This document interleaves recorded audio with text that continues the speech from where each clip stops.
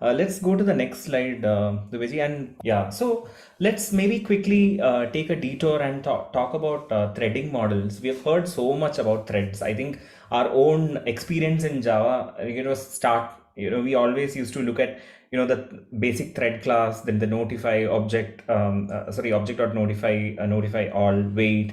And threads have always been a central piece in Java. And then, of course, through the various versions in Java, we had this executor service, this, that, and all. And threads have definitely, been like at the center of the JVM architecture, right? So, quick question to all of you. So assume, so if you have a server, right? If you have like a Tomcat server, and you have several users needing some service from that Tomcat server, right? Either it's a REST API that is hosted on that Tomcat server. How are several users in parallel able to derive or get those services out of a single Tomcat server? How is that possible today? This is one thread per request. Tomcat creates a thread per request, and within that request, if the second request comes, we need to block it. Oh, very nice. Okay, so you stole our thunder. So we were about to talk about it in the next slide, but definitely that is something, I think thread per request is what I can see on the chat messages. So for every request, right, the Tomcat would devote one thread, and then that particular request will be served on that particular thread, and so on and so forth, right? And if you go to the next slide. If you go to the next slide, Dubiji. So this is like a basic example. So assume you have only one thread and there is one user or one request which is coming in, and then that thread will be used, right? And to serve that request. So after that, request is served, assume another user is coming in and their request is also submitted, and that one thread will be used. This is only in a one thread setup, right? Like there is only one thread overall in that dabba, right? And then suddenly two users come in. What would happen is the first user's request would be catered to, and while the other second request will be basically waiting around, it will be blocked, right? And then if there are three users or three requests which are coming parallelly, then the first request would be executed, and then the other two would be like waiting around. And one important thing to remember is that in most of our workloads, right, microservices, we all might be doing a lot of microservices. Most of our workloads are IO intensive. That is, either they wait on either there's a database in the picture, or there is a downstream microservice which maybe in turn talks to a database or a third-party service.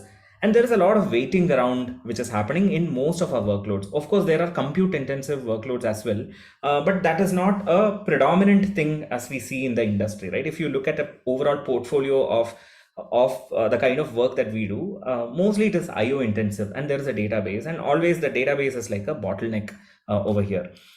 So this is a very important aspect, right? We need to pay cognizance to this particular aspect, that most of our workloads are IO intensive, and just having so many hundreds of threads, and most of these threads basically waiting for some IO operation is a rather suboptimal use of resources, right? We can go to the next slide maybe over here. Right. So there are some drawbacks. I can already give it away that there are some drawbacks to this thread per request model. Although it seems like Tomcat by default, I'm assuming it's around 200 threads that you have. If you do not configure anything else, it's around 200 threads. So you have this perception of, yeah, I can cater to so many concurrent requests. Yeah, there is 200 threads, but under a lot of load, or say slow IO, this is bound to take some hit. So one disadvantage that I can definitely think of is that it is a proportional thing, right? Like then as the number of requests increase, then the threads are also increasing based on, kind of satisfy those requests. So that is one thing. Yet another one is that we all know that threads have their own dedicated stack. They need to store their local variables, and for that local housekeeping, the OS reserves certain amount of memory to it, and that is also one constraint, right? And over here, what we are talking about is mostly there is a one-to-one correspondence between a JVM thread and a OS thread, right? So that is the assumption that we are making at this point of time when we talk about the the perils of thread per request model. The other one is that, yes, it's, as I was saying earlier, right? It's a very suboptimal usage of resources because threads are going to be blocked when IO is happening. And finally, yes, there is this whole thing of context switching, right? It doesn't happen to the OS wouldn't, so whenever a thread is blocked, right, it wouldn't like overall block the whole process. It would rather context switch to another thread. And this context switching incurs some sort of an overhead. So overall, there will be like so many context switches and so many IO operations happening. And overall, I think it's not going to be an awesome performance. We might be throwing a lot of hardware at this whole thing, or we might be spinning new servers. We might improve elasticity, but the underlying bottleneck still remains that IO operations are, if IO operations are predominant in your workload and you have a thread-based model, then there is definitely going to be some, some definitely room for improvement in terms of using the resources properly. So we spoke about, this is mostly a classic programming model that we have. So there are several evolutions that have happened over this to solve this whole problem of this abstract problem of using our resources more in a better way, right? Then you have the actor model, you have this reactive, the one that we are going to talk about, the reactive programming model, and so on and so forth. They all came as antidotes to this whole problem of underutilization. So, Dubeji, you want to talk about a different kind of a paradigm, which perhaps addresses some of these issues. Sure. Thanks, Kumarji. So I'll switch to the next screen, which is talking about in a different paradigm. So right now we are talking about request per thread model, which is mostly our servlet containers, which they are providing. So for each request, you create one thread, and that thread is responsible for fully serving that request till its end. Now, like we have got a different paradigm, which is event loop model. Now, the basic concept of event loop, as for my understanding, was embraced by Node.js. Like it's a general concept, but Node.js is Node.js framework. They embraced it to a high level, and and they had to use something like this because initially the concept was the JavaScript was a single-threaded framework, single-threaded execution model. So what is an event loop actually? So it's a single thread it's a single thread which is non-blocking. That's the best measure of it, that it has to be non-blocking. And how does it handles requests? So your all the requests are coming and sitting in an event queue, like in one by one, and your event loop, which is single threaded, is running and checking if there is data to be processed, and it processes all the whole request in that single thread, and responses are attached to back to the event stack, the one where the request had come. Now there comes a part when you want to do something which is IO specific. So like, let's assume first there was nothing related to IO, it was just probably some simple operation. Those would happen in event loop only. But what about when something IO level tasks are coming? So what event loop, the event loop means, I'm talking about here Node.js specific. So that tries to delegate everything to OS level kernels. So it will delegate your IO reading to OS levels, and it will expect a callback or notification from OS saying, okay, this work is done, and provide me a callback whenever it is done, and the callback data will be processed, which is mostly like reading getting the data from database and giving it back to clients. Let's assume that. There could be so not all the IO calls are also like OS does not provide your non-blocking API for all type of reading or writing. also, what if you are doing a CPU intensive work, like Kumarji mentioned few minutes back, you might be doing, it's very rare, but we might be doing it. So even in that world, they create a list of worker threads. So suppose if you have some mechanism, but in Node.js world, at least it was not exposed to the programmer. So for you, it is always single threaded. So you can never do anything like thread.sleep, for example. However, if suppose you are doing a, like, let's say cryptography, with very CPU intensive, so the libraries will create their own thread pool. But your main event loop is always non-blocking. That is the crux of event loop model, and therefore you can serve a lot of requests. So let's say we got one request, and it has started processing. It found an IO has to be happen. It will delegate that job to either OS level IO as much as possible, or the thread or the library thread pools, and it will continue to processing the second request, and so on and so on. So it has to not wait for the IO. So two things are happening. A single thread is able to serve multiple requests. The second thing is there is no context switch happening as much as possible. So you have just one thread, and that is going like getting processing everything.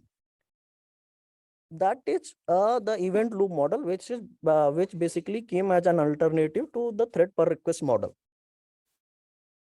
And this is mostly what I talked about in the Node.js world, which was single threaded by default. I'll move to the next slide. Just one question here. Sure. Yeah, the event loop, is it always the same thread which runs, or does it keep changing threads? So ideally your event loop will be always one thread. Same thread will be running it. However, when it comes to, so that works in your when it's your Node.js based thing. But in Netty, when they started doing it, so Netty is another framework which is doing the same thing for Java. So it is providing an event loop based server illustration for you, where they have gone ahead and said, okay, we can actually, there are 4 threads, 4 cores or 8 cores or something like that. Why not create those many event loops? So at least even with the same number of so if suppose your machine has 4 cores, they will try to use 4 event loops itself, and all those event loops will be running will be accepting the request and processing them and passing them to worker threads whenever needed. So and this is what library which is provided for non-blocking IO in Java. I have one question here. Yes. See, what would happen to the client request? Basically, the client request comes to event loop, and then event loop delegates to the other IO threads in OS, etc. Right? Correct. And now, when it what would happen to the client threads? Basically, client request would be still blocked till the response is sent back from event Mostly loop. for client it's synchronous only, unless your client is reactive, which is a different case altogether. But mostly, suppose if you are doing a like you have implemented an API which is you are calling via Postman. Now that client nature is non-reactive. It does not understand how to like move ahead without this call. So then it will be synchronous for that client. But suppose if your client was also non-reactive, you can, like, that client could move ahead and say, okay, whenever data is available, I will process it. So it's up to client. Okay, thanks. So overall, right, the throughput, the perceived throughput of a client of this system of a Netty server will be higher, and with this very odd statement, right, less is more, right? With lesser number of threads, we are able to accomplish more, right? And that is a fundamental principle that guides any non-thread per request application, right? With less amount of threads, you are able to still achieve the same thing, or rather more, by delegating it to a separate OS level thread pool using some libraries like libuv, which would internally use asynchronous IO interfaces from the OS. So that is going to be like a callback mechanism, which will anyways be registered with the OS. Only thing is you don't incur all of that overhead in your application level. Kumar, one question. I mean, as you said, it's a perceived higher throughput because now you are dependent. Since you're delegating everything to the worker, you're tied to the number of worker threads that are available, isn't it?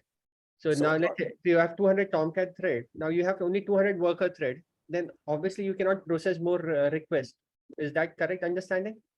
Actually, if so, to answer that question, if all of your work which is happening is blocking, so if you're like when you are writing the code or application or whatever operation we are doing is blocking in nature, then yes. And if that sort of like if you are doing a CPU intensive work, or if you are doing a lot of work which is not reactive in nature, like your database, like in the starting time when reactive thing came, our JDBC drivers used to be not reactive, and those used to suffer because eventually you end up blocking.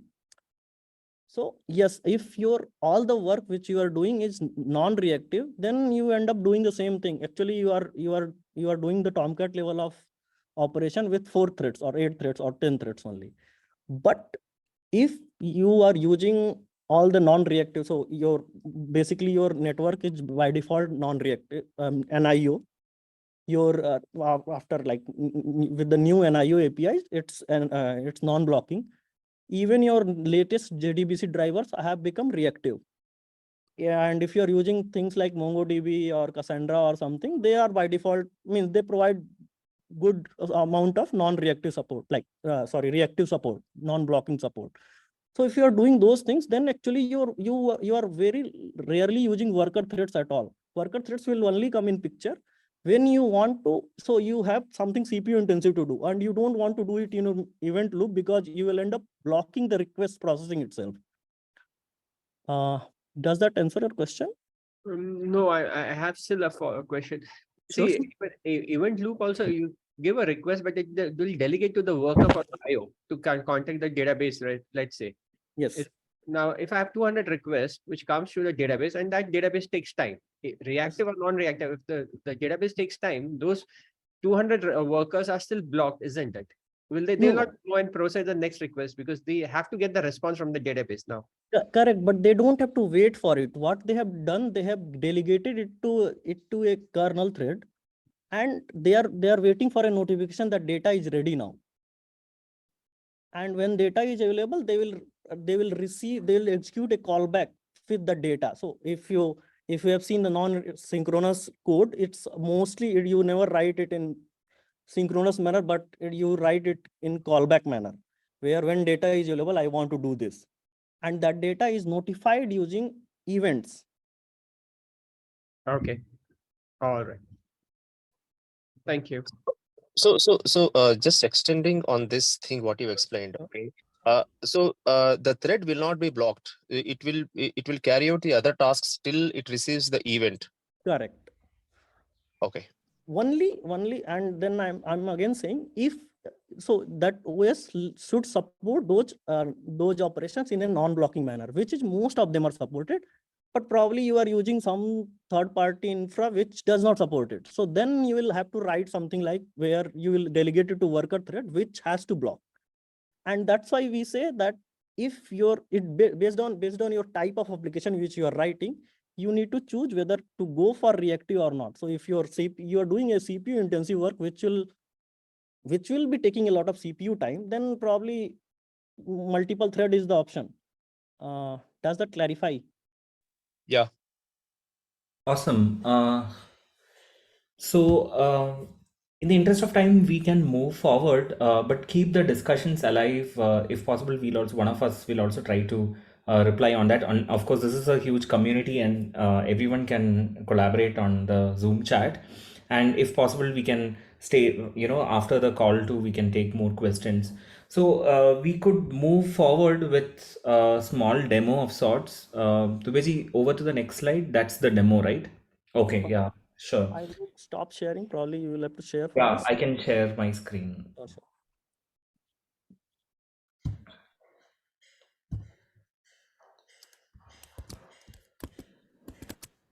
So you're all able to see my screen, right?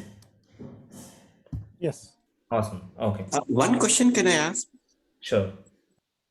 Yeah, you mentioned that, Tomcat and Netty, Hmm. and Tomcat, I think gives less throughput compared to Netty because of this new architecture, right? New reactive nature or something. Is that understanding is correct? Yeah, means generally if it's the usual application, IO based application, Tomcat, Netty generally outperforms Tomcat.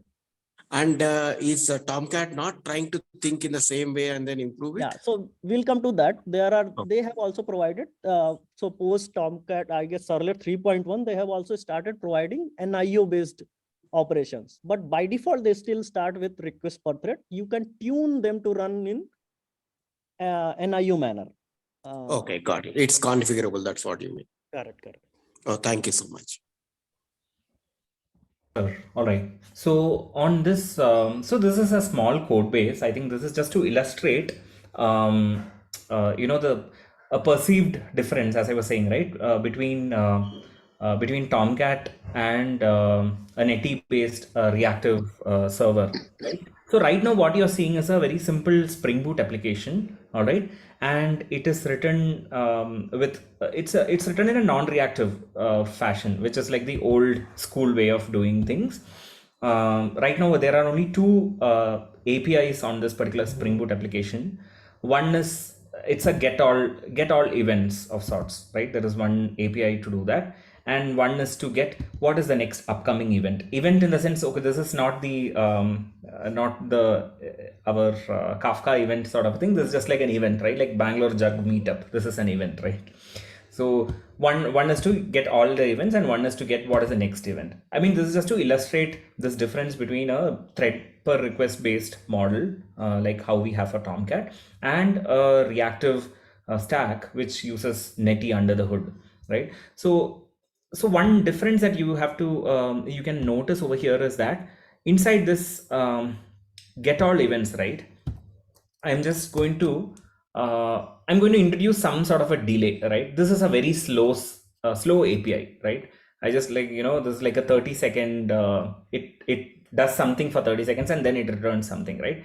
That is the get all events API. Whereas the upcoming event is like a very quick one. I just like get what is upcoming event, and it's a very quick one. So just to summarize, we have two endpoints. One is called events and one is called upcoming event. The events API is slow because there is a downstream dependency, and that API is known to perform poorly. I think we all encounter these sort of scenarios in our everyday life, right? Some sort of service is super flaky or they take a long time, and we start tweaking our request timeouts and all. And then there are some other APIs which do not have that many downstream dependencies, or they are rather quick. So the thing that we'll illustrate over here is this is a Tomcat system, and a Tomcat based Spring Boot application, and there is this thing called server Tomcat. If I don't tune anything, I think by default it is 200, but I just wanted to show you, okay, assume it is 4 or 200 or whatever it is. Right now I'm just like deliberately constricting it to 4, all right, like 4 threads. So you can extrapolate the same argument and say that even if it were 200 threads, if you had that much of a load, then again there will be like some certain issues that you will be seeing right now. All right, so I'm just tweaking it for now because I cannot in my laptop I cannot make 200 concurrent requests, and then because it would just simply run out of ports and free ports and resources, and it would crash. So that is why I'm showing it as 4 at this point of time, because I'm running this on my laptop. All right, so what we will do is we'll run this application. Is this application running? Yes.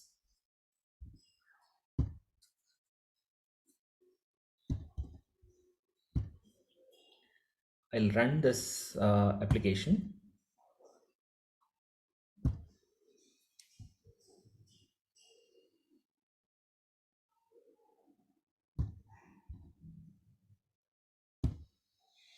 All right, there are 4 threads on this application, right? 4 threads is what we are given for Tomcat based on that configuration, right? And I'm going to run 4 get events. All right, so this is a script that I have. So what it is going to do is it is going to run this get events, right? That get events call 4 times. That is this particular API. It is going to fire 4 parallel requests to this Tomcat server. That is what this script is doing. K6 run get events, whatever you can see, right? So far with me, everyone? All right, so I'm assuming it's all fine. I'm going to run this. So you can see over here, there are some requests. So there are these 4 requests, right? Exec, all are this HTTP NIO thread, which is a Tomcat thread, and there are 1, 2, 3, 4. And even if I so this is what is happening at this point of time, right? And if I fire this get upcoming event request at this point of time, okay, right now I think all the requests completed. Just give me a moment.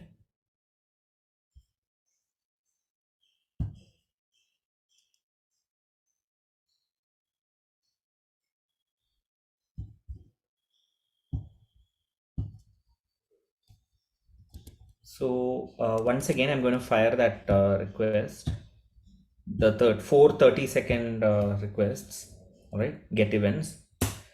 Suddenly I'll make this call to get upcoming event. See, this is also waiting at this point of time because there are no more threads to pick up this request. In fact, this request is not doing anything, right? It is just like simply returning. But unfortunately, this request will also have to wait because the other 4 threads are busy servicing that slow request, right? So got the irony? That is a fast request, a potentially fast request will have to unfortunately wait, and it has to kind of queue up behind those slow requests in order to get catered to, right? So this is the illustration for a thread per request model, right? This is a slow API and this is a fast API, and a slow APIs can perhaps hog that Tomcat server because they may not relinquish control to any other requests. So let's switch gears and move to the reactive version.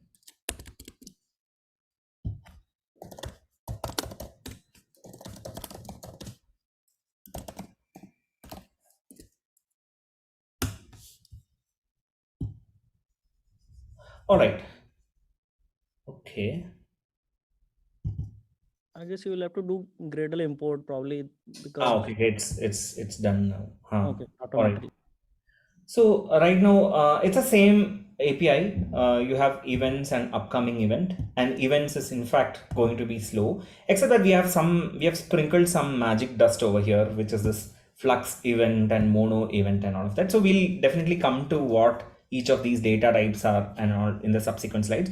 But for now, you can assume that this is the reactive style of writing the same code base, writing the same services, right? In fact, if you go and see what is there inside the get all events, this is also making that slow call, all right? It's also making that HTTP bin, whatever call it is, and it is doing some other whatever body to mono and etc. It's doing the same functionality, but it is doing it in a reactive style, right? And ditto for the upcoming event also, it is doing it in a reactive style. So over here, the good thing is that there is no application properties, and in fact, this doesn't even make sense at this point of time because it's not, we don't even need that sort of a Tomcat configuration, and it is by default whatever Netty is using. And Netty by default uses, I believe, there was this discussion, right? Event loop. Someone asked if it is just like exactly one thread, and Netty by default, I think it uses twice the number of threads as many cores that you have. Like for example, if I have 6 cores, there would be 12 threads in my initial similar to what you have for Tomcat 204 and all of that, right? So it's around 12 that we have over here. So let me illustrate the same use case, right? Which is, I'll run this application again.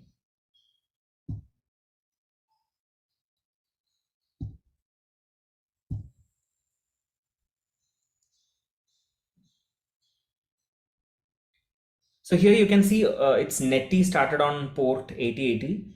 Earlier it was Tomcat started. I didn't show that, although but earlier it was Tomcat, and right now it is Netty started on port 8080, right? And it has started. And what I will do is I'll fire some requests, say 12 parallel requests. Okay, all are going to this get events, the slow API, all right? And there you go, all right? And suddenly if you see over here, you will see a lot of, there are already these threads allocated. But if I fire this, right, this is going to be super fast. In fact, the same 12th thread, whichever said it is going to be catered for all events, it got relinquished. It just came back to the thread pool, and upcoming event is rather now getting catered by this same thread. So all of these threads, right, this reactor HTTP NIO threads, I think these are not blocked for those slow API requests. In fact, they are part of the event loop. They just like get the incoming request and then delegate, and then they are back available to this whole initial thread pool, which is free to take in more requests. So that taking in more requests and the system being responsive and high throughput, these are basically the advantages of using Netty, all right, and in a reactive stack. So we didn't basically have to wait around to for this particular any of these threads to be available. So this was basically what I wanted to show. Any questions?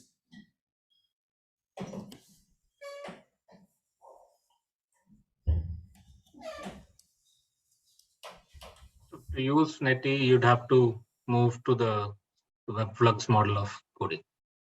Yeah, you're right. Yeah. Next thing we'll start. So now we have seen, sorry, oops, my bad. Yeah.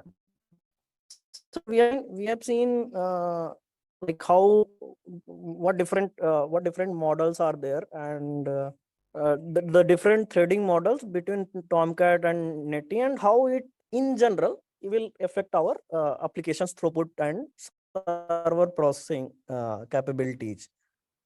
Now we will just talk a few bits about what is the backbone of our this reactive model in Java specifically. So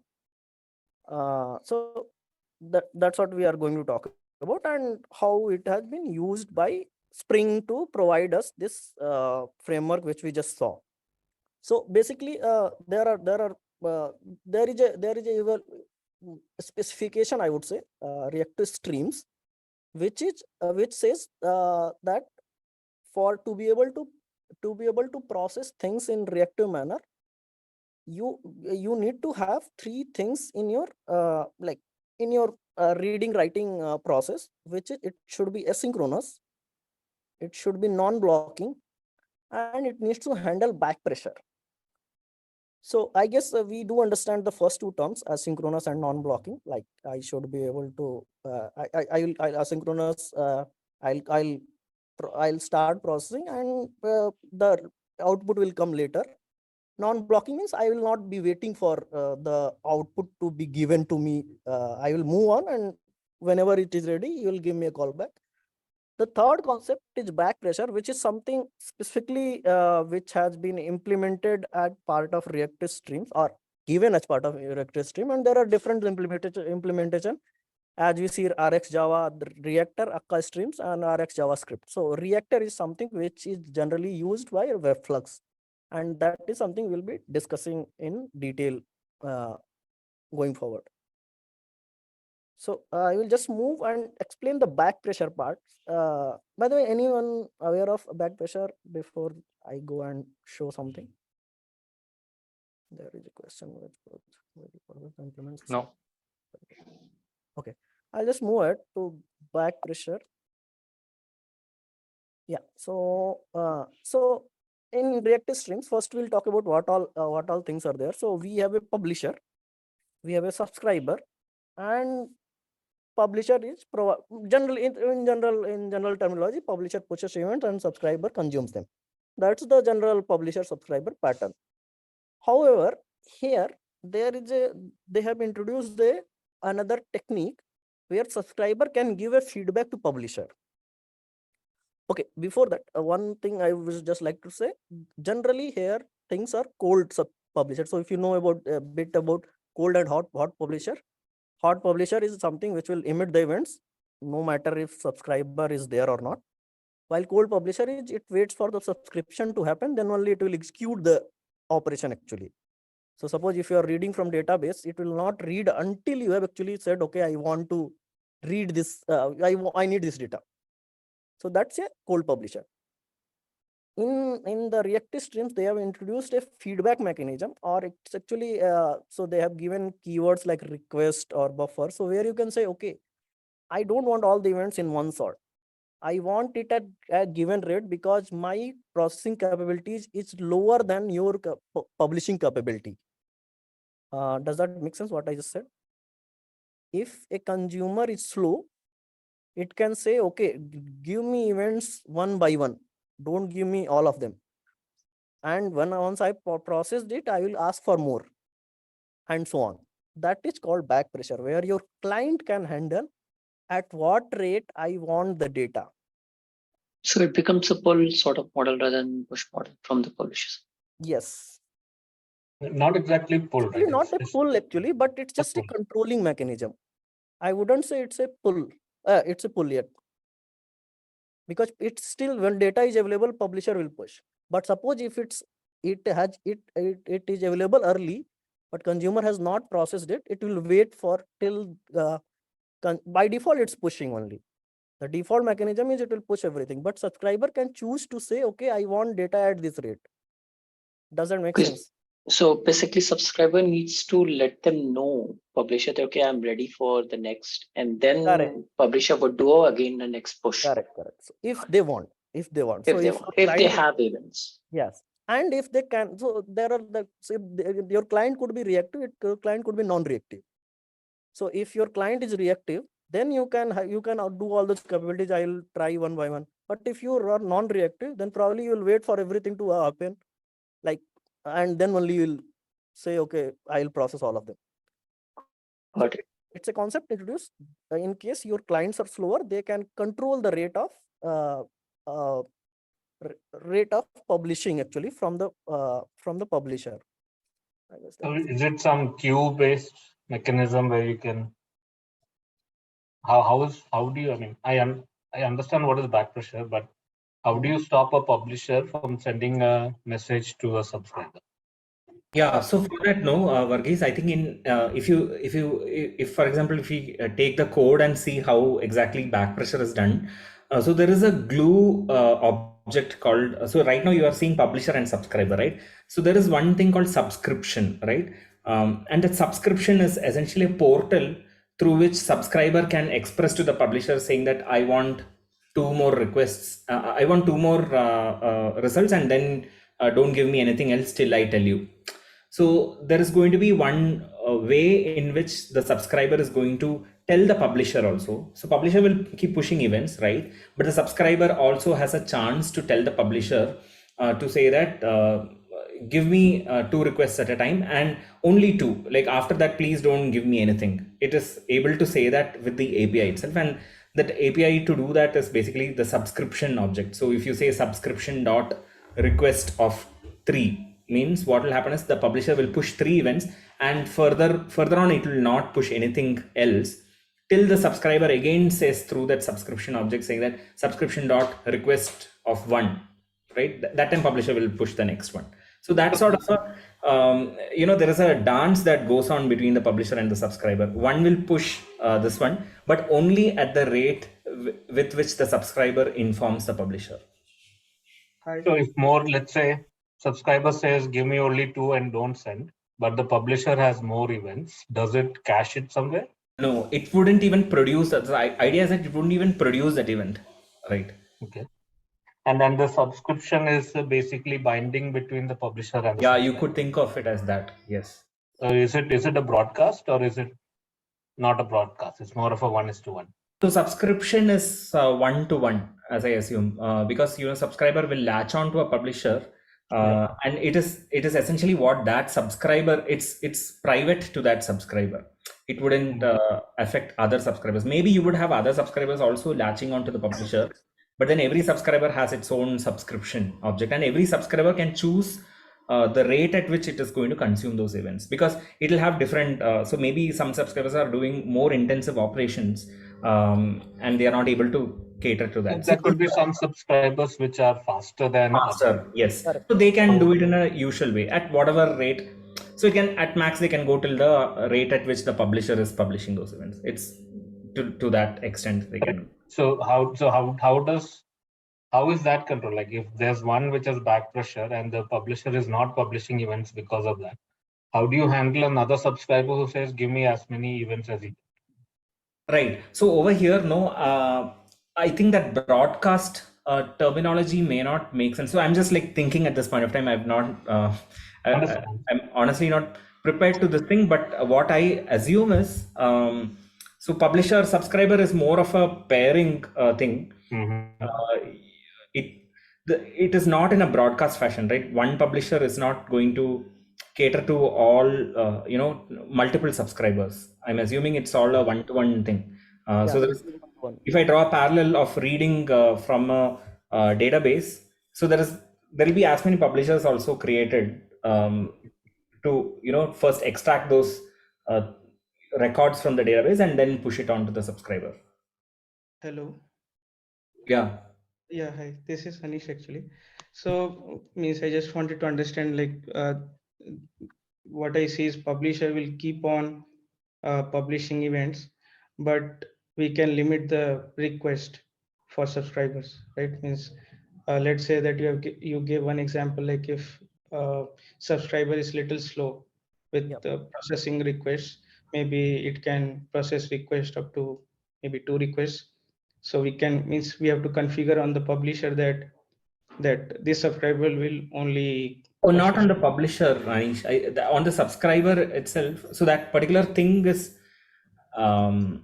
recorded in the subscriber itself. Maybe it will bubble up to the publisher, but from an API point of view, it is done at the subscriber side.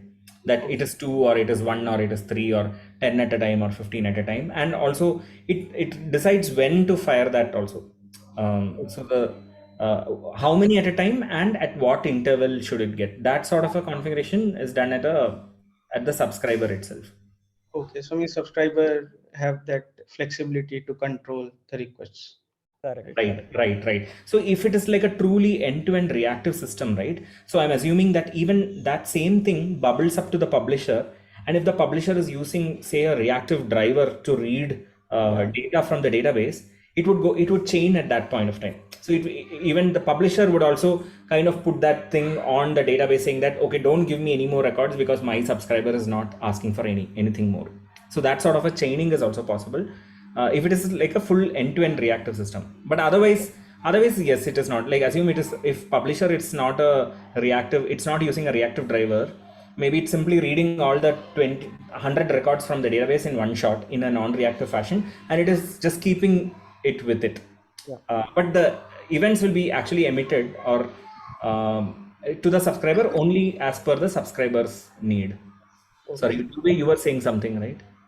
No, nothing. I was just adding on top of that same thing that, okay, if your full pipeline is reactive, then the back pressure also flows that way. So towards the end, from the source to the destination, and from destination to source. Okay, got it. So we have a sample in the end of this session. Dubeji has a sample which is going to talk about an end-to-end reactive system. So the code is definitely going to be public, and if possible, you can try configuring this back pressure and seeing for yourself that at a subscriber level, if you can, you can tell using the subscription object that request 2 at a time or 5 at a time, and at certain intervals, you will actually be able to see that only that many records being produced in the publisher itself. It's more of a Netflix model of consumption than a cable TV model of consumption.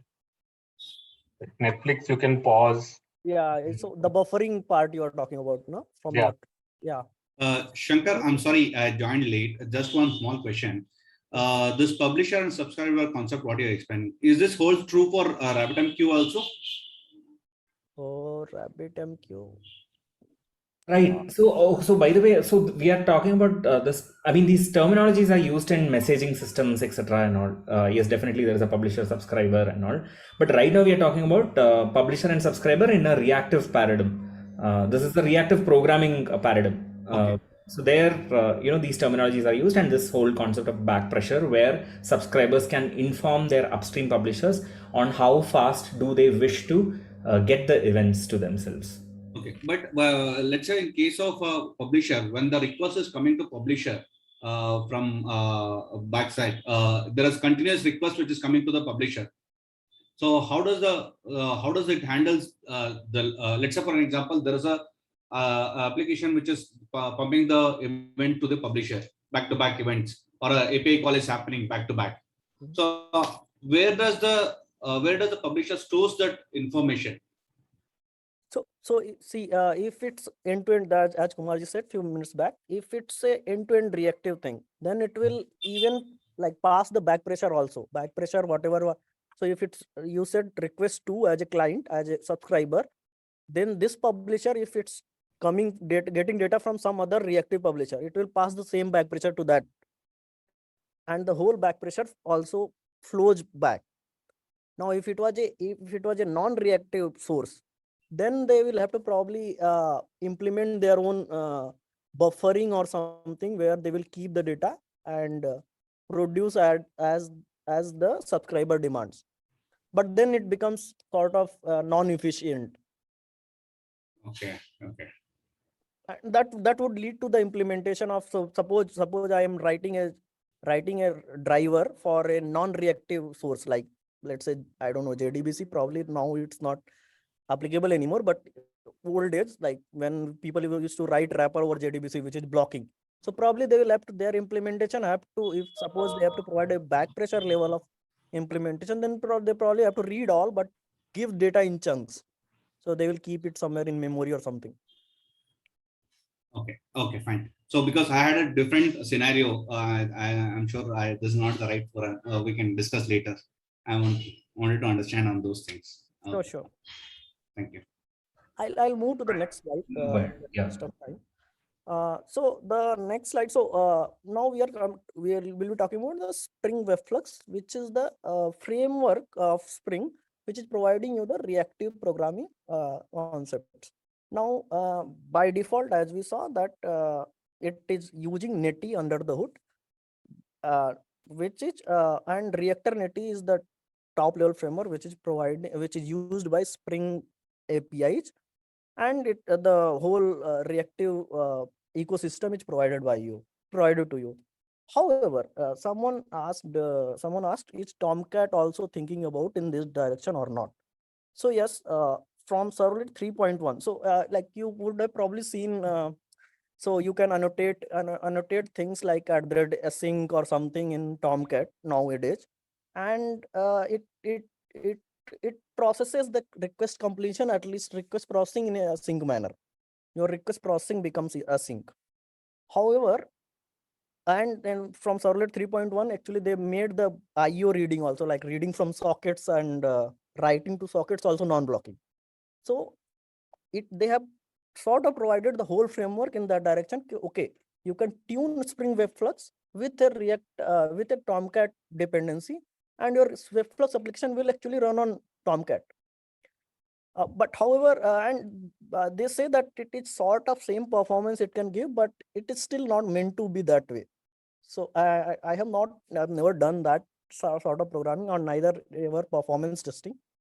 But at least they claim that if we are using it this way, non-blocking IO manner, it can give the same type of output as Netty. However, it is again, if we were starting a new project, better to go with Netty than Tomcat. That's what is recommended. But yeah, the Spring WebFlux can run on top of Netty, which is by default, but also you can tune your Tomcat server to provide latest Tomcat servers to work with WebFlux. And they are also implementing the reactive streams, reactive streams can work with your servlet 3.1 non-blocking IOs. Okay. So I guess we can move to the next part. Yeah, we can move on. Yeah. All right. So before we do some hands-on, we get started on hands-on. There'll be like few concepts that we'll skim through and run through, because so far we have been talking about publisher, subscriber, and all. But in reality, you'll have to code it out, right? So we'll see how that is done in a reactive programming with Reactor and WebFlux and all. So quickly moving on to the next slide. So there are two types of publishers, all right? So right now we are talking about publishers. There are two types of publishers, and publisher, the keyword publisher or the data type publisher is basically part of this reactive streams specification. And right now Reactor implements that specification, all right? RX Java, the later version of RX Java, also implements this reactive streams specification. So the classes called, or the data types called publisher and subscriber, subscription, all of this is defined in the reactive streams Java package. And Reactor is again one of the implementers of reactive streams. So there are two types of publishers. In fact, two implementations of publisher in Reactor in WebFlux. One is called a mono, which is what we are seeing right now. And next we will see what there is something called flux. Okay. So mono is basically, it is, as the name suggests, right? It is mono, means it's just like one, right? And mono basically encapsulates one item or no items, and this is a publisher. It's a publisher of one item or it's a publisher of no item, right? And it can emit, right? That publisher can emit, as it says, at most one item, and then it just terminates. Or it can emit no item and it will just like terminate, or it can emit an error. That's also possible. So there are some examples, like in Spring Boot WebFlux. If you write a publisher which is creating, in most cases you will not be required to create a new publisher.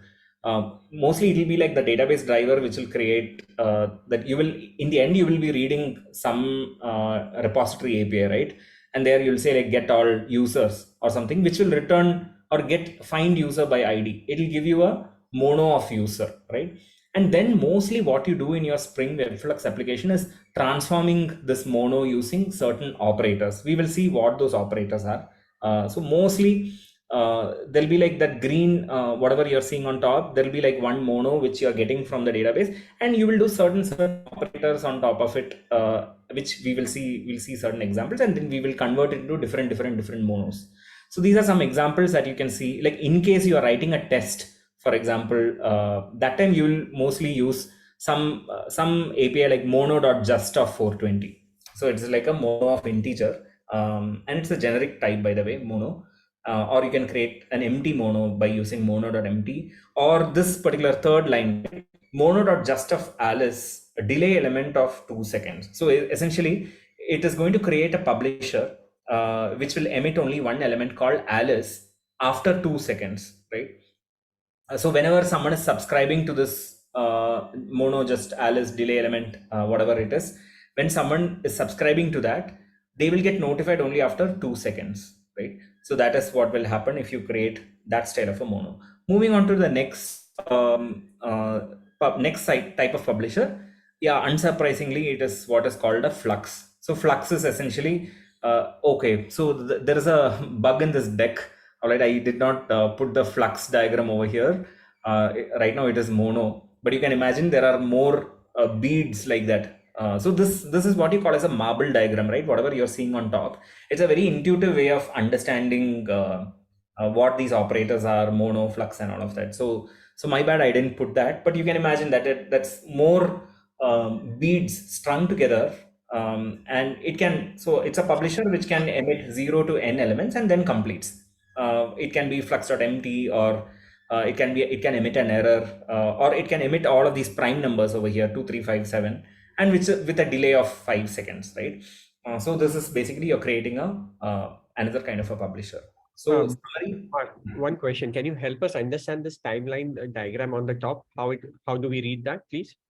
All right. Okay. So maybe you can go to the previous slide over there. So the previous. Oh, sorry, mono. If you can go to mono. So mono is essentially that green bead, right, Jay? So that is essentially where the mono is getting produced. All right. Okay, so that is your mono.just of 420. That is essentially that top arrow, right? So it is good that green bead is essentially representing 420, the number 420, right? That is what a mono is. So what I was saying earlier is that typically in your Spring WebFlux applications, you will apply an operator on top of this mono. So for example, you will say mono.just of 420 dot filter or do dot map or something like that. So that is an operator. And what that operator will do is it will transform it into another mono, right? And that whatever, so that below arrow is basically an error condition. Mostly that is like an edge case, but mostly what will happen is that imagine that instead of that red cross arrow, there will be like a yellow bead, all right? So basically that 420 got transformed to some other thing, some other element. Maybe it's like an addition operator. So let's assume that operator adds 10, the number 10 to whatever is the incoming number. So you will say mono.just of 420 dot map of x lambda x plus 10. You have your typical map in your streams, right? It's very similar to that Java streams, that operator. And that bottom arrow, you can imagine that instead of that cross red, there'll be like a yellow bead, which is basically a transformed number of whatever that green bead was. So that is how you read this. Was that fair? Yes, just a question on the second dotted arrow, which is going to the operator. Would that be required because it's already done, right? Why would that? Oh, sorry. That arrow that you are saying, the vertical line indicates that the mono has completed successfully. Yes. I think it is just a representation, but I don't know in reality, the way maybe you can also help. Is there like one more? I think a mono will also emit. Okay, sorry. I think I can answer that. So mono, right? If you really hook on the life cycle of a mono, you will actually see it emits different kinds of events internally. One is like on a request or something. Then there is something called on complete. There is an on complete event, and in fact that second dotted arrow, J, what you're seeing, that's the on complete event which gets notified, right? Oh.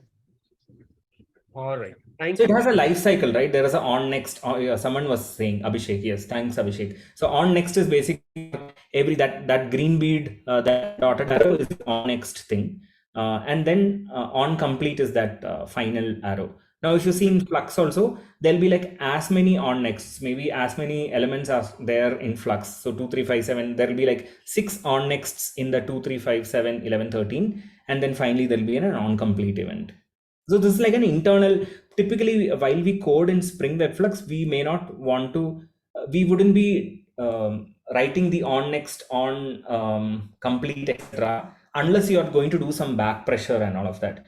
In most, like 90% of the cases, you will not be exactly hooking on to the on next and all of that. You have these operators which are providing those abstractions, but internally, yes, it is implemented using the evented style of things, on next, on complete and all. Hope that was okay. Thank you. Thank you. Okay.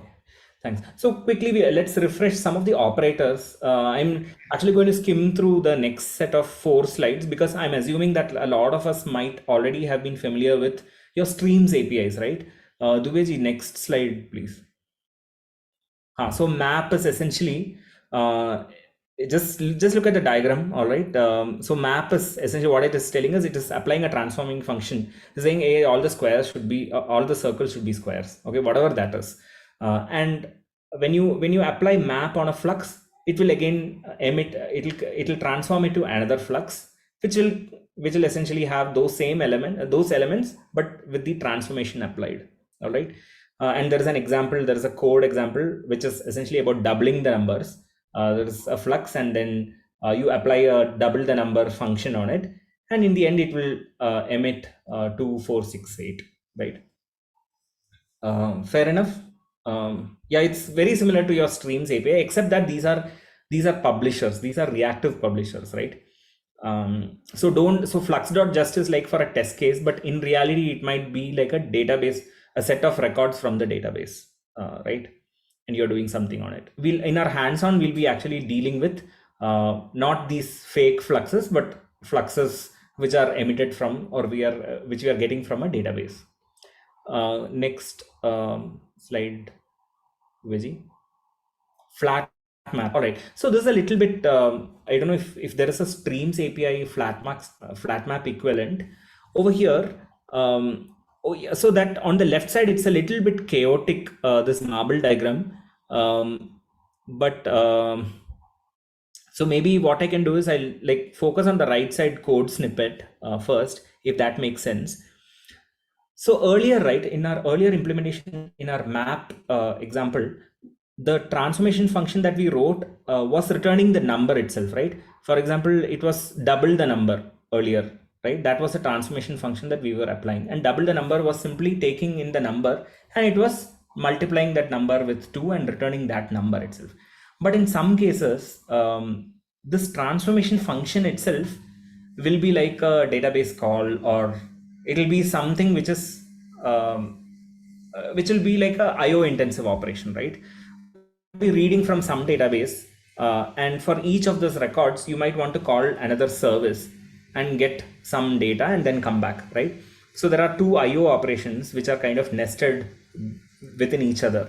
So what you do is here, that repeat the number, for example, it is returning a flux, right? It is not returning simply like a tuple or something, right? It is returning a flux.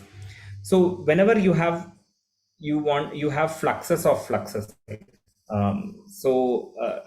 You don't want a flux of integer, that sort of a thing. Ultimately you want just like a flux of integer. So when you have like a nested sort of a publisher scenario, you will use flat map. So it essentially flattens that nesting inside, and that is what happens. So over here, right, don't look at the chatty arrows inside that dabba. Just look at the fact that flat map, that round gives you two boxes or multiple boxes, right? One round gives you 3 boxes. If you see flat map of round arrow to some boxes, right? So what happens over here is that the final stream that you get, the transform stream, is also a flux of some shapes, but over there you will get squares which are obtained from mapping each of those small circles into different transformations. So we'll see an example of this. Maybe right now it is a little bit abstract, but definitely you will get to see some examples, and you will get to code those examples also, right? For now, as you understand that when you have nested publishers and you want to flatten it into one publisher, then you'll use flat map. All right. The next 2 slides should be straightforward. Filter is very straightforward.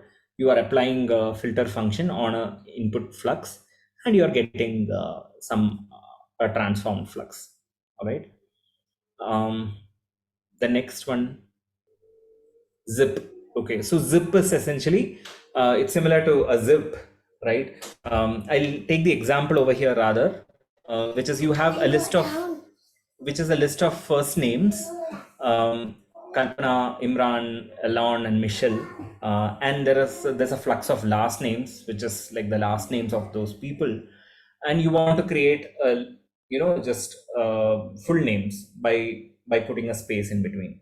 So what you do is you zip these 2 fluxes together, and you give a transformation function, right? Transformation function that you're seeing is xy string.join of, it just joins those 2 strings, and in the end you will get these kind of names. But internally, if you see, right, that uses all this on, next, on, like I can write this whole zip thing in that fashion also. But so all of these functions like zip, filter, map, flat map, and all of that, these are convenience functions wherein we can give a lambda and then it will try flux and give it to us. Otherwise it would have been like really hard for us to kind of write this on, next, on, complete, and all of that, right? So that is typically what zip does. I think this is mostly what it is before we go to the hands-on. Any questions so far?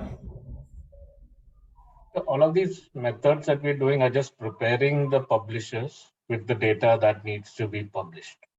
No, they are transforming the publisher, Varghese. So the publisher is already there, or at least the 4 methods which we saw earlier. These are transforming whatever mono or flux that we have, which we obtained from some database or which we obtained from some remote HTTP call, and we are transforming. But it's still not like, it's still just preparing that. So the mono and flux, they're all publishers. So it's just preparing the publisher. And then at a later point, you will have consumers which will then read from those publishers. Preparing the publisher, in the sense, I would still say it is a transforming the publisher. The publisher is already prepared. The way that we prepared in those examples were we created those publishers using flux.just or mono.just, which was like a test sort of way to create those publishers.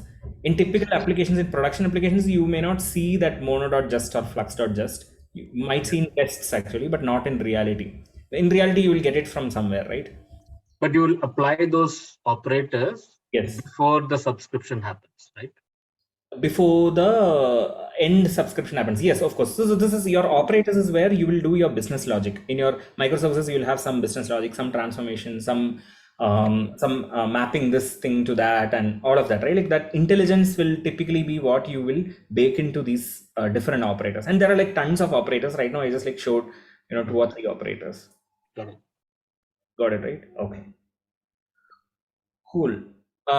Maybe we can go to the one question. Sorry. Typically, how in real-time production environment, how we will prepare a flux or mono, like how we will do that? You will, Subbu, you will read it from a database. So you will have like a DB, a reactive driver. Like you have your JPA repository, right? You have a reactive JPA repository. So it will have methods. It would be extending from some CRUD repository and all of that.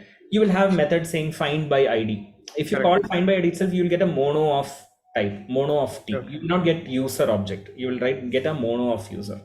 Okay. So Spring has JPA repository has Yes. And not just the JPA repository. In fact, even there is a similar to your REST template, you have REST client also. So if you invoke a HTTP endpoint using REST client, WebFlux REST client, you will get a mono. You will transform that body to like a flux of users.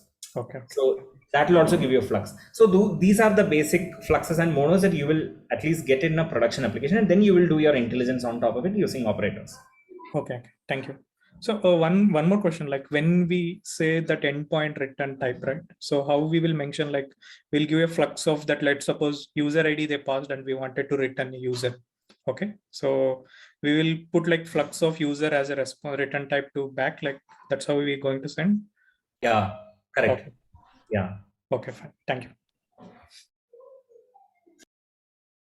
So I guess before we go for the hands-on, we just want to confirm that like in the starting, we did show a slide to list of setup things. Should I just go back to that once more? Give me 1 minute.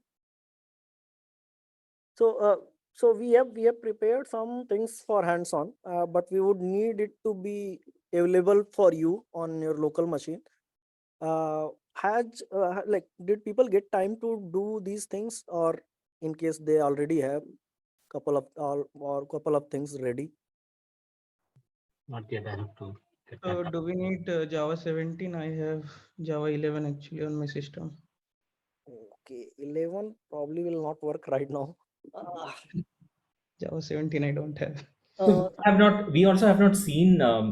Dubezi, you're sure that 11 won't work? Yeah, 11 probably will not work. 14 can still work, I guess. Okay. Oh, because we are using a different version of Spring WebFlux, right? Like 2.7, 2.7 or something. Okay. So I guess means it's okay. We can probably will showcase at the end of the things how to get things done. But probably means hands-on would have been better. That's all. Okay. Couple of constructs which we have used probably come from at least Java 14. I can think of. So not very great, like not very big ones. They are like just simple records and all. Okay, we'll see how can we manage. Probably we can look or pair or something. Yeah, so folks are asking some time. I think it's fair enough. We can give like 5 minutes or something